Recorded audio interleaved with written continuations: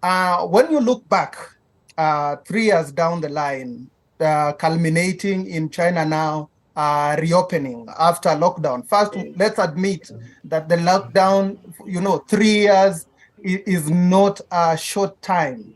That is a very long time. The economy, in one way or another, might not have done well. It is a sacrifice, both by the state. It is a sacrifice by the population.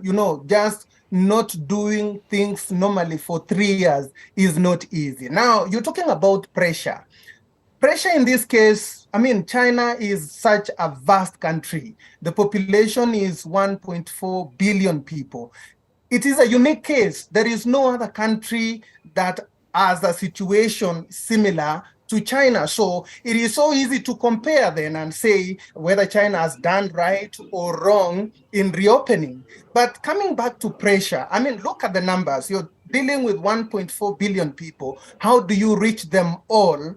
And looking at the country, the terrain, there are countries, there are parts of the country that are so remote.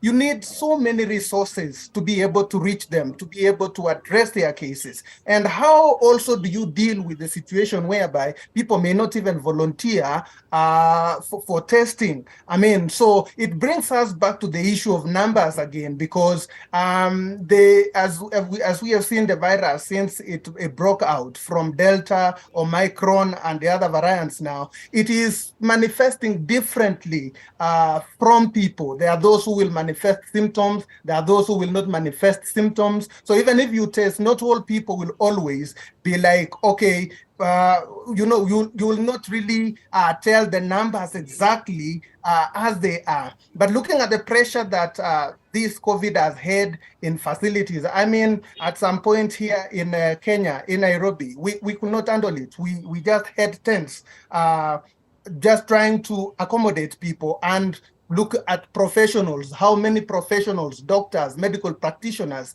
do you have to be able to deal with a surge in cases?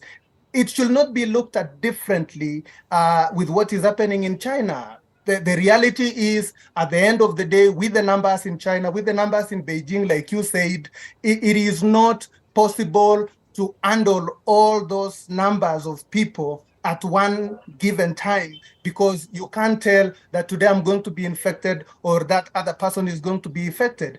So I think as far as reopening is concerned, China was well informed.